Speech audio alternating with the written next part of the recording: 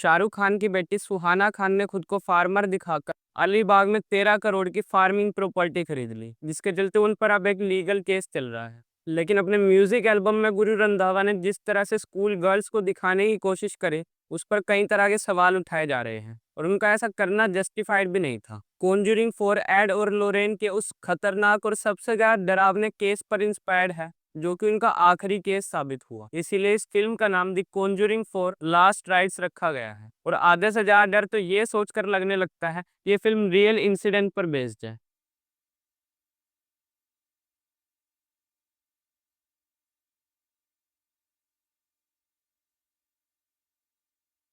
Welcome back to B town story with अनुराग।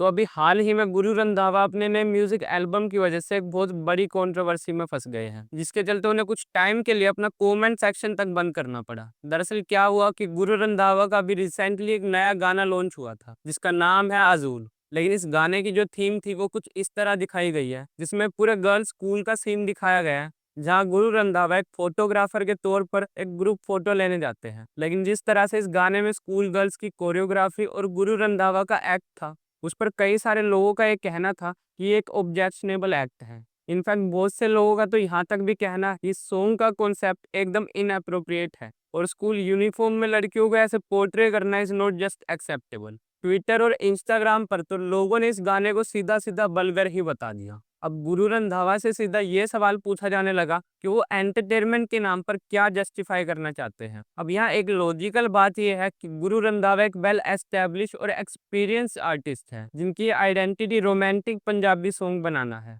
लेकिन अगर वो एक ऐसे कंट्रोवर्शियल सेटअप चूज करते हैं जिसमें माइनर्स या स्कूल गर्ल जैसे इमेजिनरी इवॉल्व हो, तो बैकलैश मिलना तो गारंटेड है। अब इस पर गुरु रंधावा के फैंस का शायद ये कहना होगा कि उनकी इंटेंशन ऐसी नहीं होगी जैसा बताने की कोशिश की जा रही है। हाँ, हो सकता है गुरु रंधावा की ऐसी कोई इंटेंशन ना रही हो और उन्होंने कुछ और सोचकर ये वीडियो बनाई हो। लेकिन गुरु रंधावा एक वेल एस्टेब्लिश और एक्सपीरियंस्ड आर्टिस्ट है और ऐसे में उनकी इंटेंशन से ज्यादा लोगों का पर्सपेक्टिव मैटर करता है।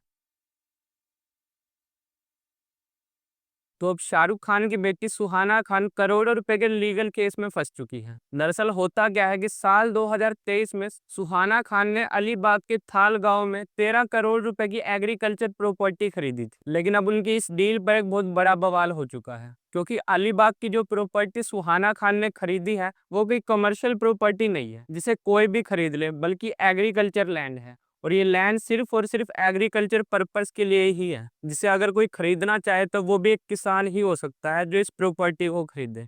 तो सवाल ये उठता है कि सुहाना खान ने प्रॉपर्टी कैसे खरीद ली। तो आपको सुनकर हैरानी होगी कि सुहाना खान असल में एक फार्मर है। ये बड़ी बात है। जी हाँ, सुहाना खान ने इस प्रॉपर्टी को खरीदने के लिए जो डॉक्यूमेंट्स बनवाए थे, उन्होंने उसमें खुद को फार्मर बताया था जो दिन रात खेतों में मेहनत करती है। फिल्मों तक तो चलो ठीक था कि एक्टर कभी कोई रोल करता है तो कभी कोई, लेकिन जनता इतनी पागल थोड़ी है कि आप एक दिन सुबह उठकर खुद को किसान बताने लगो और हम मान लेंगे। बस यही सारा विवाद है जिसकी वजह से सुहाना खान का 13 करोड़ का इन्वेस्टमेंट एक बड़ा विवाद बन चुका है। राज कुंद्रा और उनकी वाइफ शिल्पा शेट्टी जो फिटनेस क्वीन मानी जाती है, वो इतनी फिट है, पता नहीं कैसे उनका हर स्कैम में नाम फिट हो जाता है। इनफैक्ट उन दोनों के स्कैम्स की लिस्ट इतनी लंबी है कि उस पर एक मोटी किताब लिखी जा सकती है। तो इस बार हुआ क्या कि राज कुंद्रा और शिल्पा शेट्टी पर मुंबई के एक बिजनेसमैन के साथ 60 करोड़ रुपए का फ्रॉड करने का मामला दर्ज हुआ है। अब सीन ये है कि उस बिजनेसमैन ने राज कुंद्रा और शिल्पा शेट्टी को एक लीगल नोटिस भेज दिया, जिसमें यह दावा किया गया है कि उन दोनों ने मिलकर उससे 60 करोड़ रुपए ठगे हैं, जिसे उन्होंने एक लोन के तौर पर लिया था। लेकिन बाद में उन्होंने इन्वेस्टमेंट के नाम पर वो सारे पैसे ऐशो आराम में उड़ा दिए। लेकिन यहाँ सबसे बड़ी बात यह है कि ये कोई पहला केस नहीं है जिसमें इन दोनों का नाम आया हो या उन पर सीधा सीधा इस तरह के स्कैम करने का आरोप लगा हो, बल्कि ना जाने कितनी बार उन पर ऐसे आरोप लग चुके हैं। लेकिन फिर भी इन सब के बावजूद उनके लाइफस्टाइल या ग्लैमरस लाइफ पर कोई इफेक्ट नहीं पड़ता। और शायद आज इतने बड़े सेलिब्रिटीज होने के कारण ही वो इतने बड़े स्कैम करने के बावजूद भी बाहर है, वरना अगर कोई सुकेश चंद्र जैसा होता तो जेल से कभी बाहर ना आ पाता। तो फाइनली बागी 4 रिलीज हो चुकी है, जिसका आप सभी को बेसब्री से इंतजार था कि कब ये मूवी रिलीज हो और फिल्म रिव्यू करने वाले इस पर एक रोस्ट वीडियो निकाले और सोशल मीडिया पर तो मीम्स की बाढ़ ही आ जाए। लेकिन इस बार टाइगर श्रॉफ ने गूगली फेंक कर सबको क्लीन बोल्ड कर दिया। फ़िल्म इतनी भी बुरी नहीं है जितना ट्रेलर को देखकर कहा जा रहा था, और बहुत से लोगों को तो ये फ़िल्म एक्चुअल में काफ़ी पसंद आ रही है। ऑडियंस के पॉजिटिव नेगेटिव मिक्स्ड रिव्यूज़ के साथ ओवरऑल फ़िल्म देखने लायक बताई जा रही है।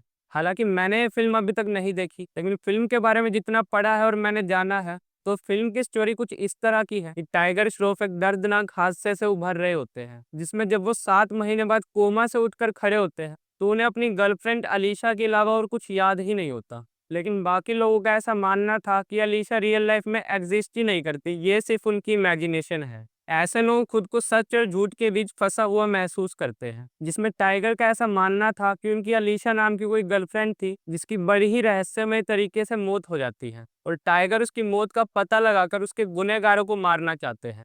अब ये स्टोरी सुनकर तो काफी इंटरेस्टिंग और फ्रेश लगती है, लेकिन ये फिल्म भी साउथ की फिल्म का एक रीमेक है, जिसमें हरनाज सांडू टाइगर श्रॉफ की गर्लफ्रेंड अलीशा का रोल निभाएगी, और इनफैक्ट इस फिल्म में उनका डबल रोल भी है, जो कि फिल्म की स्टोरी को थोड़ा घुमा देता है।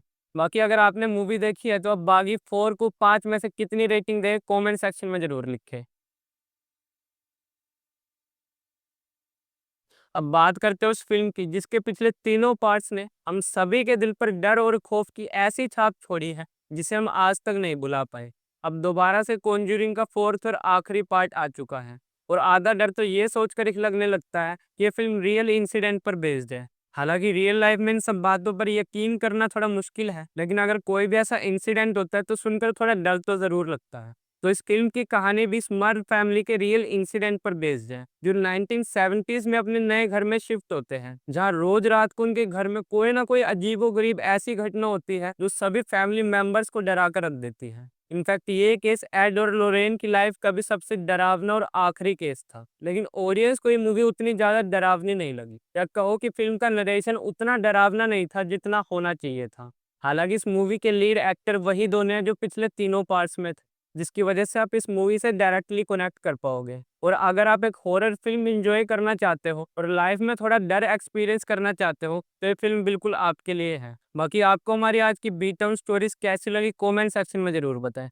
Till then good bye and thanks for watching.